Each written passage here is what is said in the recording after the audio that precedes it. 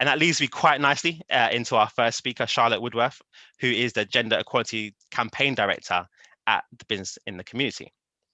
And Charlotte will talk to us about We Mean Business, moving towards gender parity at work.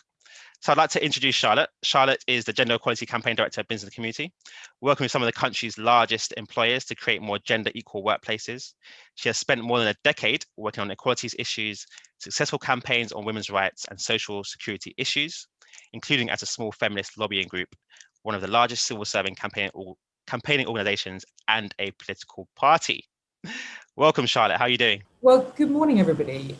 Thanks very much for joining us on such a sunny day. I feel like Elliot covered a very clear to-do list there. And I'm not sure how much more I can add, really, because I think you really encapsulated what we're all trying to do when it comes to women at work. I'm the Gender Equality Campaigns Director here at Business in the Community. So many of you listening will be members of ours. I work with organisations of all different shapes and sizes to help champion gender equality, whether that's helping organisations close their pay gaps, getting more women in kind of senior positions, or as Elliot alluded to there, helping organisations take a more progressive approach to their caring policies so they can enable people of all genders to juggle kind of work-life balance. I'm going to talk through today a little bit about where we're at when it comes to gender equality at work after a year of COVID, what we think some of the main drivers are, and then more specifically, the things that we think big business, employers, organisations working with kind of employers of all different sizes should be thinking about when it comes to gender equality in the future. I'm just going to share my screen. Okay. Hopefully, you can now all see a route map to gender equality. I'm going to assume that's working unless anybody pops up and says they can't see it. So where are we at in 2021? The labour market remains unequal. The kind of four big areas that we know have long been problems have at points been kind of intensified over the past year, and at other points we've got new opportunities to challenge them. We still face a situation where women typically earn less, around about 20% less than men. They still have less power, so the higher up the tree you go, the less likely you are to see women. They're more likely to face gender-based harassment and discrimination. More than half of women in the workplace in the UK report experiencing some form of sexual harassment in the workplace. And finally, they're more likely to work in insecure, less guaranteed roles, perhaps part-time hours, perhaps gig economy jobs. When it comes to why we're in that situation, why do we have those sort of divisions? There are obviously a range of things feeding into that, a range of drivers. But I thought I'd pull out today three in particular that I think it's worth us all bearing in mind. First off, inflexible expectations about how and where work is done. So we still have a situation where the working world, certainly pre-COVID, was still really designed around an idea that there was somebody at home running the household and there was somebody at work earning the money. And the reality is that when we entered COVID, we had more women in paid work in the UK than ever before, but we haven't adjusted to that reality. So that kind of sense of slightly rigid, less open arrangements in terms of how work is delivered can really hinder women's ability to progress in the workplace. Biased attitudes, whether they're kind of conscious or unconscious, about who can do certain jobs. So we see certain occupations, certain sectors are very, very male dominated and others are very, very female dominated, can lead to that situation of kind of unequal pay. And that can also feed that sense of kind of who gets to the top. So kind of quite old fashioned ideas about what leadership looks like, what kind of being a senior team leader looks like, can see women left out in the cold. Finally, poor working cultures. So I mentioned their levels of sexual harassment. We know that women are much more likely to report feeling excluded at work, feeling undervalued at work, feeling like they're not heard at work, and in some cases, feeling like they're experiencing actual sexual harassment or gender-based discrimination in the workplace. So all of those things kind of come together and lead to a situation where we have those kind of big divisions in terms of money, in terms of power, in terms of safety, in terms of the spaces and places that women work in.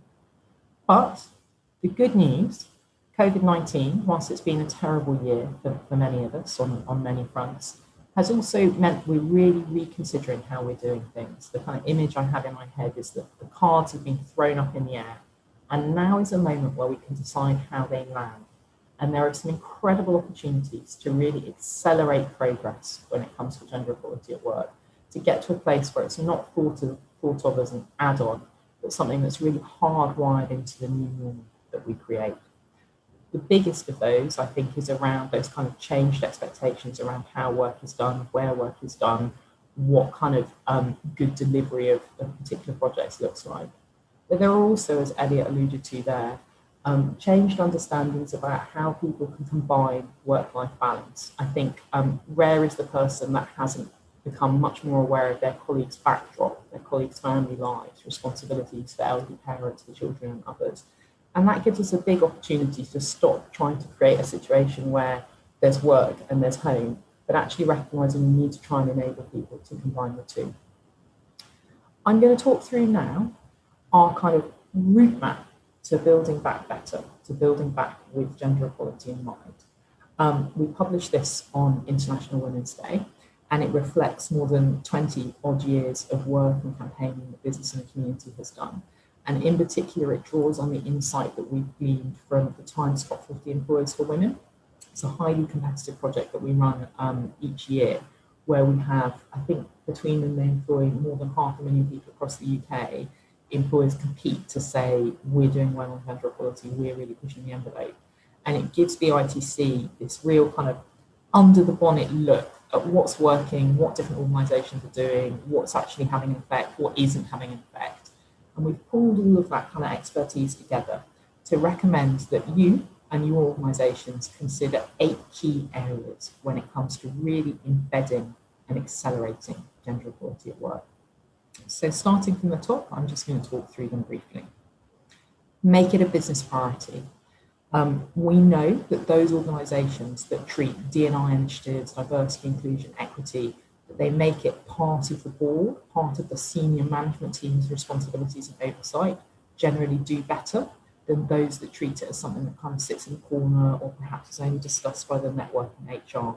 You really need to mainstream it. In the here and now, we think making it a business priority means making sure that when you're potentially downsizing, restructuring, reordering how you do your work, that you ensure women don't disproportionately lose out. There is a real possibility that COVID-19 sees women more at risk of job loss than men. And this is a moment for organisations to really put their money where their mouth is and say, actually, we're not going to roll back progress as we adapt to COVID-19. Secondly, consider all women. I think if we'd been having this conversation maybe 5-10 years ago, maybe somebody might have mentioned the word intersectionality, but generally a lot of the efforts around gender equality didn't fully embrace and recognise the difference between women. We're not one homogenous group, and we're really urging organisations to make sure that when they're thinking about gender equality, they're thinking about all different types of women, different ages, different ethnicities, different caring status, different levels of risk and opportunity. So, for example, COVID-19 has really seen a spike in domestic abuse. We think efforts by firms to champion gender equality should consider that. What can you as an employer be doing to address the people on your payroll who may be experiencing very difficult times at home? Just going to move my video so I can see my full screen here. Oh, bear with me. Support all genders to care. So I think Elliot gave a very good sort of urging here. We're very much of the view that when it comes to being organisations that champion and believe in gender equality, if when somebody on your staff has a baby, the first thing you ask is what gender are they? And that determines what level of support they get. That really undermines efforts to be a 21st century employer. We know this comes with cost. We know a lot of organisations that we work with say, well, I'd like to offer equal parental leave policies, but it's very, very difficult to do that. It costs a lot of money. We think a lot of our men will take it. But actually, there are a number of practical steps that you can take in the right direction, be it some of the things Elliot alluded to, so ensuring that your kind of line managers all understand what the offer is for dads, ensuring that you showcase and highlight men taking flexible working options, men taking time out to care for their children, really trying to break down stereotypes and kind of that kind of hidden wall that says it's women's job to step away from the workplace and men can carry on just kind of as normal. So there's a real opportunity there to kind of harness the power of men having had more experience of childcare in the past year in many organisations, and really think about how do you take that forward. Mainstreaming flexible working. So I mentioned there that kind of rigid and quite fixed ideas about how and where work is done, that people have to arrive at a certain time, be in a certain place, attend a certain meeting, can really hinder women's ability to progress, because they're trying to juggle that with doing typically the lion's share of kind of responsibilities outside of the workplace. But when we move to a model that says it's about the quality of work, it's about the output, it's about trusting employees to do well, it's not about the how and the where, it's about the actual delivery of things, that suddenly frees up and opens up so many roles. Many of you will have seen that Zurich, the big insurance firm, recently did a trial where they advertised a whole load of senior jobs as flexible by default, and they saw a 20% increase in women applying for those roles and a subsequent increase in the number of women hired for those roles. So really labelling and shifting to a model where you're kind of flexible by default can be an incredible turbocharge for supporting women in the workplace. So we really encourage organisations to harness what's happened with COVID-19 and take that forward. Of course, it comes with risks, it comes with pitfalls. Not every industry, not every sector can move to a flexible model. Different tiers, different ways of working, it's a big shift, but we'd really encourage everybody to be curious about it and to see how far you can go. Take a transparent approach to pay. Pay discretion being kind of a bit kind of embarrassed, maybe a bit British, if I may say so, about talking about money, can mean that unequal pay levels, unequal pay patterns can occur unintentionally. You really need to have a kind of a good grasp and good oversight of how your pay is structured, of how your organisation manages remuneration, and you really need to be interrogating it. Taking a transparent approach, so really whenever money comes up, trying as far as possible to default to being quite kind of clear and transparent about it, can really help. So that might be as simple as, whenever you advertise a role, don't say highly competitive, say what the salary is. If you're an organisation that awards bonuses, try and be really specific about what the criteria is, rather than people feeling a bit left in the dark about it. Really, as far as possible, try and make it that everybody feels comfortable talking about money at your organisation and aware of how kind of different pay structures, different tiers, different pay brackets work. That way you can avoid unintentional situations in terms of unequal pay. You can also give individuals comfort that they know that they're being paid fairly. This is an area where I think people are sometimes a bit reticent. We're a little bit behind here in the UK around it, but it's also an area where I think employers who are committed to doing things well, employers who actually, I've yet to meet somebody who wants to have an unequal pay situation, this is a real enabler for you. Actually really defaulting to transparency can really help. Track the data. Data is king, or should I say queen. Data is really just an immensely powerful tool for organisations really seeking to recruit, to retain, to progress people of all genders. Really understanding people's experiences, where your drop-off rates are, how people are feeling. So we would really urge organisations, particularly after this year of COVID-19, to double down on the data. So go beyond just the surface level. Don't just look at your gender pay gap or separately in the corner your ethnicity pay gap. Put them together. What's your gendered ethnicity pay gap? Don't just look at the numbers. Really hold those listening groups, hold those listening circles. Think about what people are sharing with you in terms of their kind of anecdotal experiences, how they're feeling. We really think this is a moment where employers really need to recognise that there are changed experiences, changed attitudes. So doubling down on listening, doubling down on understanding is really, really pivotal to building back in a way that supports all genders going forward. Ensure your recruitment processes are free from bias. So when it comes to kind of creating a new role, advertising it, hiring, kind of deciding who makes the shortlist, appointing, inducting, all of those steps are very, very vulnerable to becoming quite gendered. Our research shows that actually it's one of the areas where employers can make the swiftest and most powerful impact in terms of ensuring that they take a kind of de-gendered approach. So one of the things that we often see is organisations running their kind of job adverts through kind of gender tech language software to establish whether or not they're, are you saying this is a role for a muscular leader who's a unique individual, which is much more likely, I'm sorry to say, to see men apply? Or are you using your neutral language? We know that women are less likely to apply for roles where they feel like they don't meet all of the criteria than men are. So there are a number of things you can do to think about, how do I really reach out to the full breadth and depth of talent available in the UK and beyond, and really ensure I'm finding those people rather than only really talking to the usual suspects. An interesting thing that we've seen happen around recruitment in the context of COVID is more and more organisations thinking about areas, spaces that previously might have been a bit off limits, kind of cold spots that it might have been difficult to recruit from. Actually, if your organisation is one of the ones that's thinking, actually, we're going to let people work from home for a few days a week, that means there are regions, there are spaces that you can appeal to that previously you might have found it difficult to recruit from. And we'd really encourage you to think about that.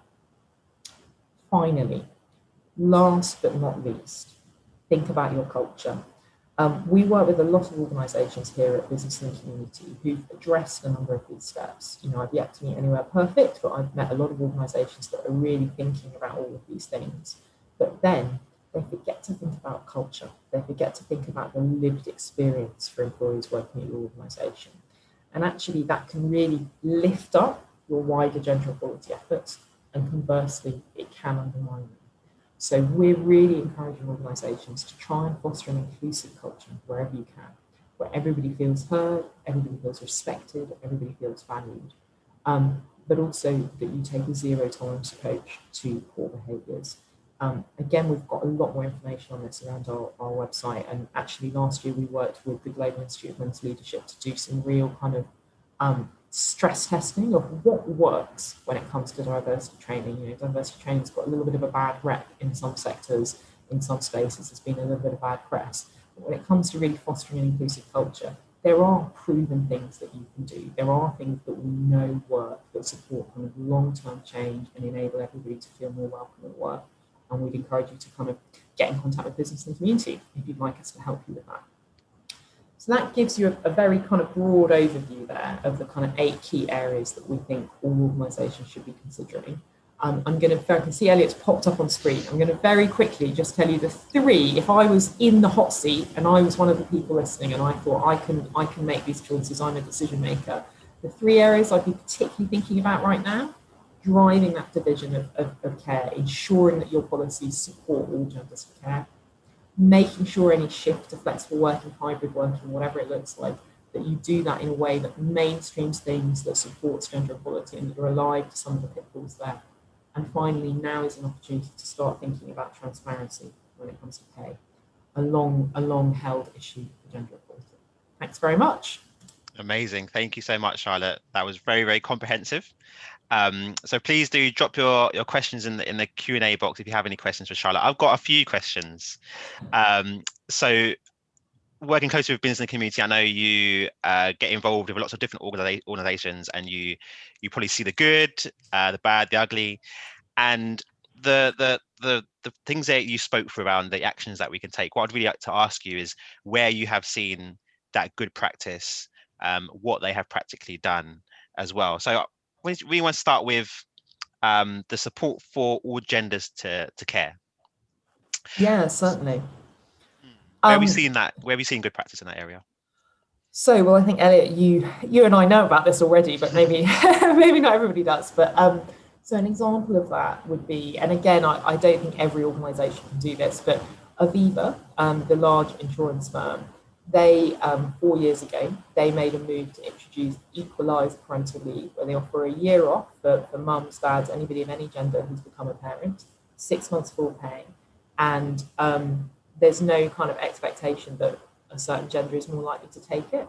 4 years in, they see kind of 1,200 odd people a year take it, an equal split between men and women. Women, I think, are slightly more likely to take the full year, but in terms of the paid leave, they see an equal number of men and women doing it. But I think what's perhaps more useful for our audience here, Elliot, is when you talk to Aviva, and in fact, we've got an event on the 20th with Aviva and Elliot Ray, sign up, talking about how they did this. They're really, really passionate about the impact that had on their broader organisation in terms of just shifted understandings, kind of loyalty to the organisation, and that actually they found a lot of their employees said, this isn't something that's open to me. I don't have children, or my children are older, but I feel really proud to work somewhere that's saying, actually, we want to support dads to look after their children, and we want to support women to be able to flourish at work without feeling like they have to be the ones that do the bulk of childcare. They're also very, very compelling about the kind of opportunities that's created internally in terms of those kind of short times out of the office, where they've said this is an opportunity for us to give other people the chance to act up for a period. So they've really tried to mainstream and embed, allowing people to take chunks of time out of the workplace who are men or women, and that benefiting the wider organisation. And I think what I've seen from Aviva is this policy wasn't just a one-off policy they just put out there. It was, as you said, it's years of culture change work. They've been very visible in this space for a while, and it feels like they've been building up to that policy. They were doing a lot of work beforehand. Even out in the media, they were very vocal and very visible and very proud, actually, of their policies and their culture. So in that culture change, then, how do you think? What was it about them? Is it a senior leader that just decided that's what they want to do? What was the spark that Aviva took on this journey? Yeah. I think you probably, I mean, I can't put words in Aviva's mouth. And I think when you talk to different people, they've got kind of slightly different perspectives on it. So we work with the two, they say that the most senior male job shares in the country work at Aviva, their group heads of sustainability, Will McDonald and Sam White. And their perspective is that the organisation wanted to be the best it could be, and that this was about really thinking about how they could live their values and how they as an organisation could say, well, we've got all of these aspirations, we've got all of these beliefs, how are we really practicing that in terms of making sure our people are experiencing us in that way? I think others that you talk to also recognise that it helps position them from a customer perspective, that there's no downside to this really. So I think a number of things motivated them, but I guess thinking about what's most practical for this audience is I do get the sense that there were a couple of kind of activists, if you like, internally who really helped drive that and really championed it and kind of chomped at the bit there. And I suspect that they probably had a big impact. But Aviva are very open about the fact that they have companies contacting them all the time saying, how did you do it? We'd like to work with you. So do come to our event on the 24th. You'll have myself and Elliot and Aviva talking about the steps they took. Yeah, and I think what you're saying around, it's an attractive place to work, and for in the future, especially now where we have tasted a little bit of what it can be like having a more flexible working environment, people will value flexibility even over monetary awards sometimes as well. Like that lifestyle that suits your lifestyle and your family is really important now. Absolutely, and I think, and again, not just Aviva, but other organisations that we've talked to who have tried to take a kind of more equalised approach, they've said it speaks to their retention levels. So even if you're just taking quite a cold kind of money orientated look at it, if you think about your kind of drop-off rate in terms of women returning from maternity and or whether or not women still put themselves up for more senior roles, if you created a flexible situation, a situation where you value output rather than presence, if you really supported your genders to care, you will see a reduction in the number of people that walk away once they've had children.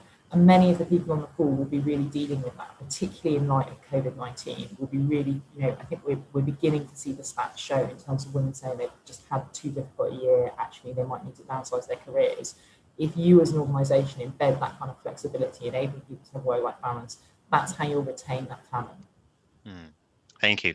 Okay, I've had a couple of questions come in.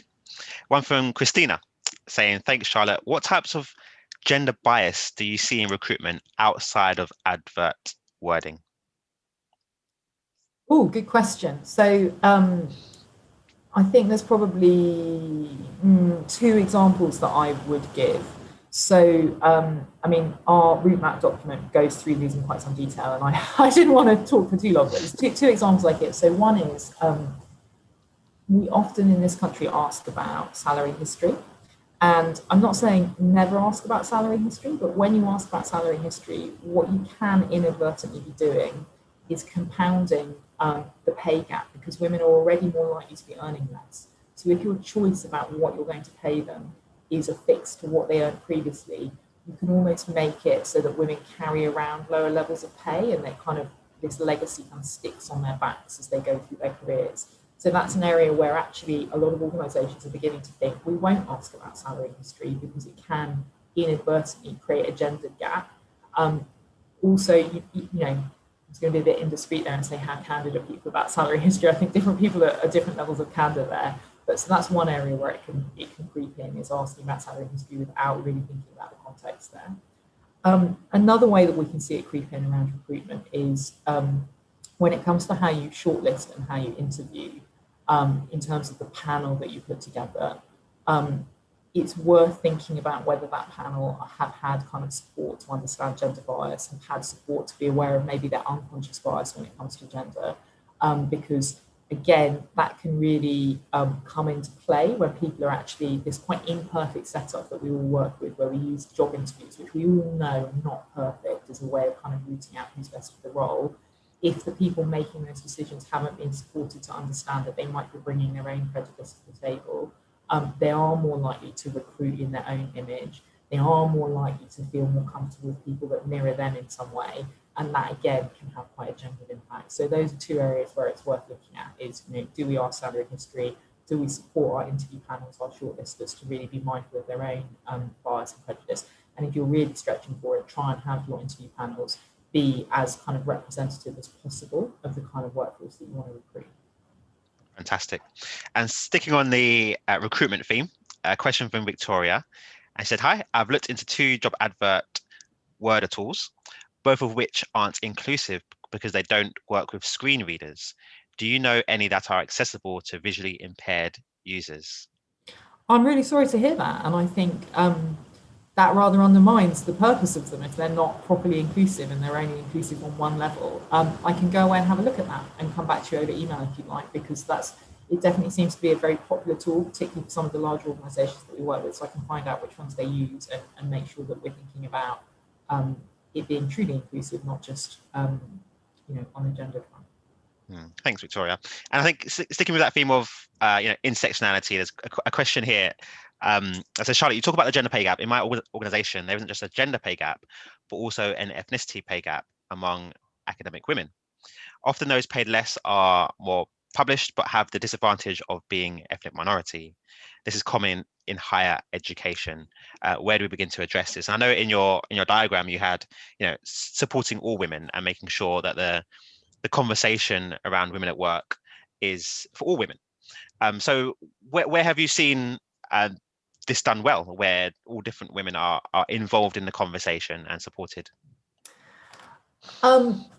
I mean, I'll be really candid with you here, and this is perhaps a bit unpolitic of me, but when we were putting together the route map and we were looking at the best practice in all of the different areas that we worked on for many, many years. So when it comes to, for example, pay transparency, we have a number of different organisations that are really pushing the envelope that we wanted to kind of hold up as examples that others could learn from.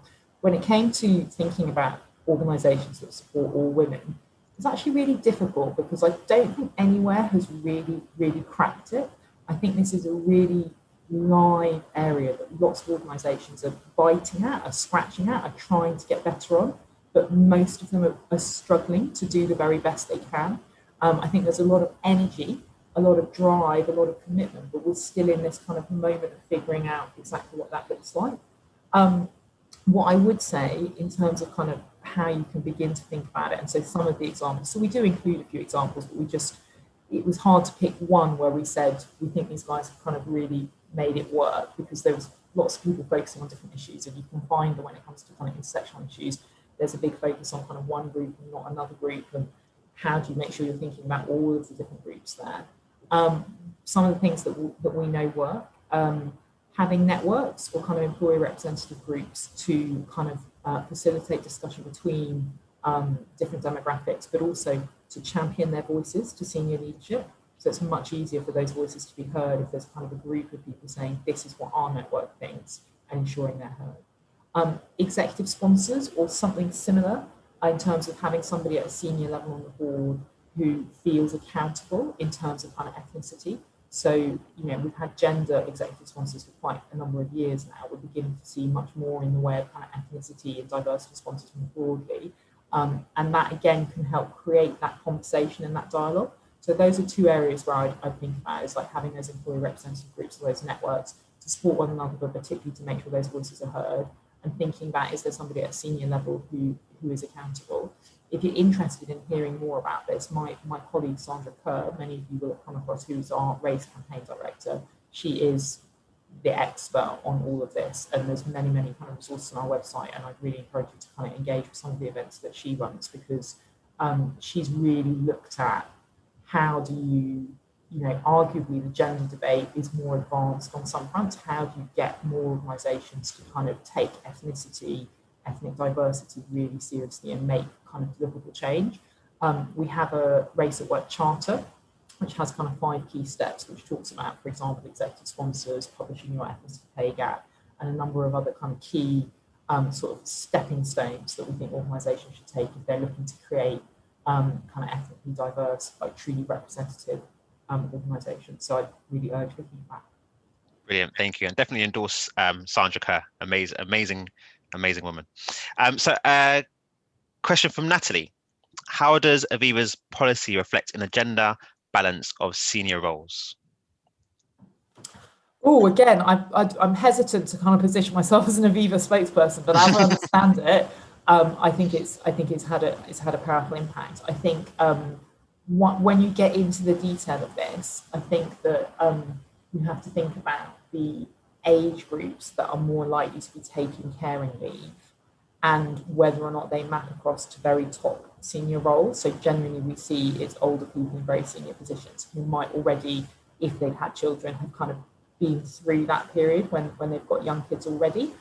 So I'm not sure there's such a kind of equal mapping of it, but certainly when you zoom out from it, those organisations that practice a number of the kind of steps that I talked through there, so making it a priority and a business objective, thinking about supporting agendas to care, do tend to see a more representative group of women, group of leaders at the top in terms of diversity.